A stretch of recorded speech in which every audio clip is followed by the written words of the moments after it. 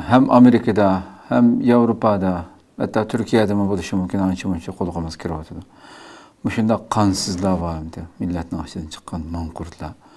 Numussuzlar işte berip kilip yani biraz uya beri çimildaydigan bir iş yok.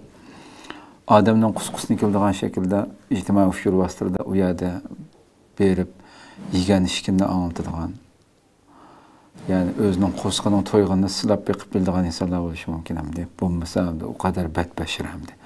Bu ictimai ufşur bastırdı muşunda bir işler buluvatkan, muşunda yok oluş aldıp turvatkan bir milletinin ki nima uchun mayli Amerikada olsun, yana shu Uyg'urlarning ichida beshini ko'tarib yashayolmaydi sizga. Siz nihoyatda hasratlanib gapirsiz hamda. Amerikadagi jamoatning orasida qanday yashayolmaydi va dunyoning boshqa yerlaridagi insonlarning orasida bu maxluqlar shu Xitoy bilan bir yani Xitoy nejislar bilan birga yashamay, yana shu Uyg'urlarning faoliyatida u yerda numussizlarcha yani hijib yashashi mumkin hamda. Siz qanaqa qaraysiz shu masalaga? Şu hamda bu yerde nait içinişlik bir vaziyet. Bu insanların elbette özlerininki neçe yıldan beri alak kılanmagan, bir uçur alanmagan, hayatta bulup bulmaganları, hakkında hiçbir bir malumat alanmagan, kıyırındaşları, braderleri, ata anaları, bula bile alak görmen, bulanı bir körmen, diyen elbette hem adamınki bir nemesi buludu. Bir istegi buludu. Bu ne ilaki neme kıssak bulmaydı. Elbette ulağı biz elbette istaşlık bulunmuş, elbette buludu. Lakin hazırki şaraitta mesela hatta meninki açığım kildiğini basa ben naite bir İğir bir ahval aslında. Belki bir atanız bir sakrat küçük bağın ahval aslında. Ya benim aslında bu işlağı arılaşmayı yügenleyecek yani. Uladın berip üzününki benimizini köse umu bir taraf ama. Ama üyedin kayıtıp kelip onun dikinse manda bu ketipti, anda bu ketipti, manda terakki bu ketipti. İnsanlar manda yaşap, yaşap ketipti, yaşav etipti. Hatta ki vay ketkenimge pişman kılıp kaldım. O Şinjan degen manda olup ketipti degen bu nemeler insan ne ilaki. Bek nemege saladı. Hem de oylap bakınla milletke biz bu milletke bir milletke ırkı kırgınçılık yürgüzülüvatkan bir millet biz. Şu yerde ilaki jiganda oturup şununla üzem hayran kılıp talağı çıkıp elbette taza yakşımı sözleyemmeyi kaldı mı hayacanladı bir yerde. Çünkü üyede ben huddi bu Uygurlar başka bir millet hakkında sözlevatkandak Allah sözlevatıdı. Uygurlar kamışında buluvatıdı, onda buluvatıdı, onda buluvatıdı. Ben şu Uygur'unki bir ferdi. Şu Uygur'un dımboğan, ben özün Uygur degen nurgunluğun insanlar da bir üyedeki halkıga, üyedeki zulümü uçuravatkan halkıga bir histaşlık bir buluş gerek. Hemmisi şulanın, hemmisi muşulanın ki ata-analары, muşulanın ruh tuqqanları, muşulanın ki bir kavmi, milleti. Bundak mı bir özünün milletigen, bunda mı bir vefasız, bundak mı alaksız bir millet bulamdı. Bu neme beni pek oylandırdı ve tehi hazır hem de Xitay muşu bir naite bir taktikti Xitay tarafından demek bir yerde olağa hazır mesela Xitay bazı Xitay rehberlerininki sohbetlerini anladım. Mesela ökünümü bir Xitay'ınki bir nemesi meselesi, hükümetin meselesi bir bile sohbet kıptıken şu sohbetini anlatsam o muhbir aynı soravatı da onun dedi. Muşundak sila Uygurlar şundak kıldınlar, bundak kıldınlar, bunda tutup nime kılışının kâcı devam etti. 1 milyon, ulan 1 milyon deydi o hem de. 1 milyon milyonlagan Uygur nimişinde cezalar gerlerine solaştın ki nimesi devam etti. Bir zarureti devam etti şunun ki. Bika bundak buldunlar. Dese o davatı da belki onunki belki biz onu başkanımıza kılgan bolsak boladiken benim oyumça. O degan gap mana bu şu. Biraz bir kısım Uygurlarga hak hukuk berdi, ularni sirtga chiqardi. Ba'zilarga vatanga kelinglar, ko'ringlar deydi. Tuqqanlaringlarni ular boradi. Borgandiki, uni dekinsa ularni bu yerda bu bekor qo'ymaydi ular. Men mesela men bilaman. Bana deb keldi.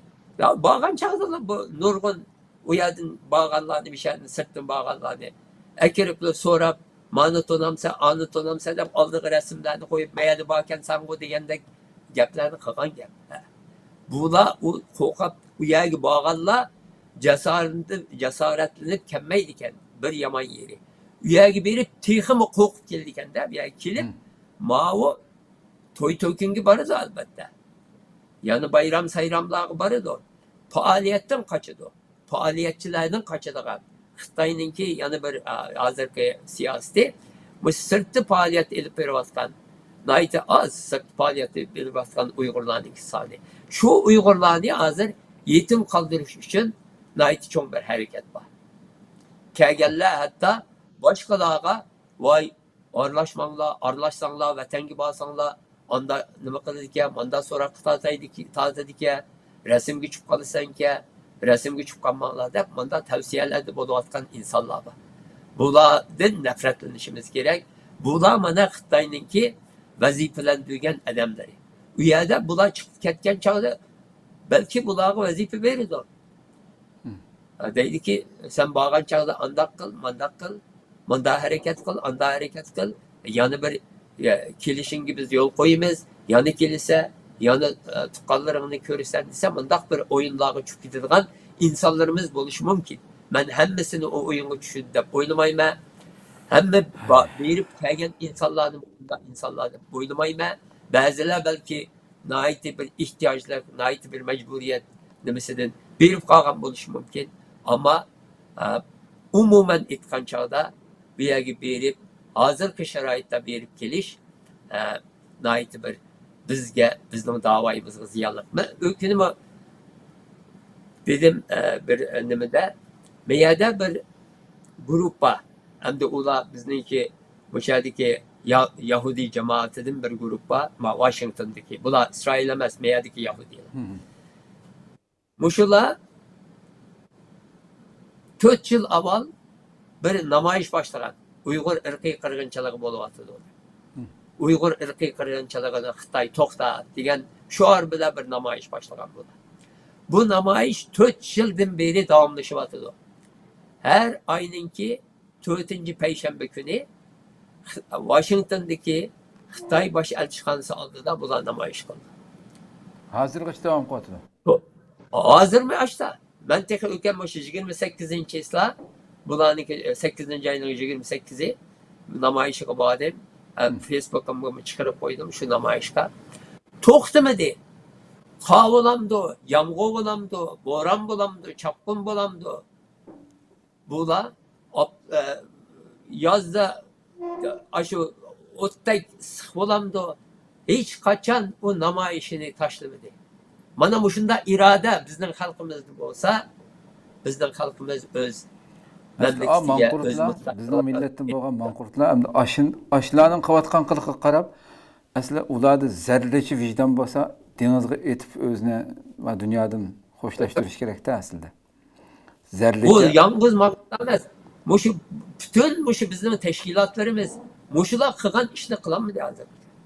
Mushular 10 kişi bo'lsa başı yerda her ayninki 4-payshanba kuni 10 kişi bo'lsa 6 kişi bo'lsa 8 kişi bo'lsa şu arni shu yerda ko'tarib turdi.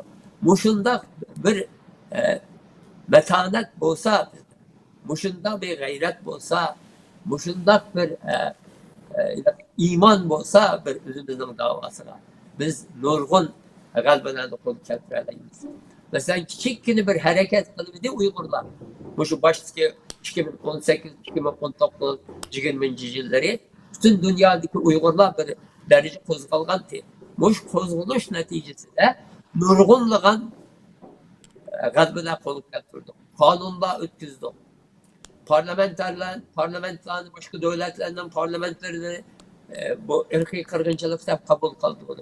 Birleşken Devletler Teşkilatı'nın olğulu kozladı. Muşundak bir kiçikkine bir hareketler şunçalık boğan. Yani biz Uygurlar ders ayakta tutup özümüzde bir sınıfı biz bunda ırkı kırgınçılık uçuravatımız. Biz ciddi işlemisek bu kiç gündüz bir tırışmasak bir neçe vaktinkin Allah korusun yok olup gitişimiz mümkün bu dünyadan. Xitay şu nimesi de galiba kılıp mevatıdı siyasetini. Siyasetini, ırkı kırgınçılık siyasetini birle amelileştiriyordu.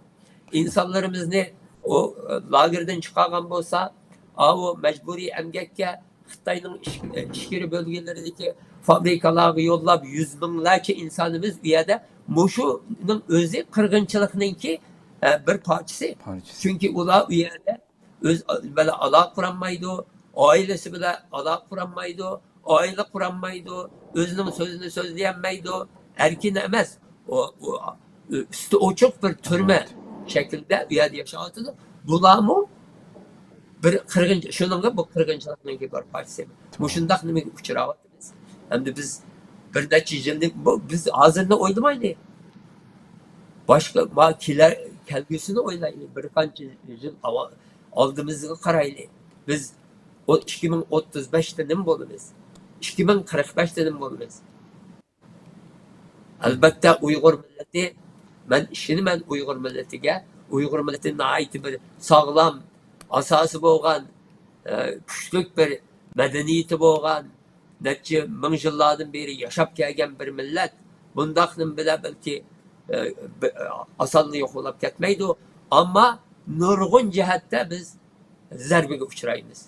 Medeni cihetten, kimlik cihetten, milli kimlik cihetten, belki işki ihtilaflara çöküp geçişimiz mümkün.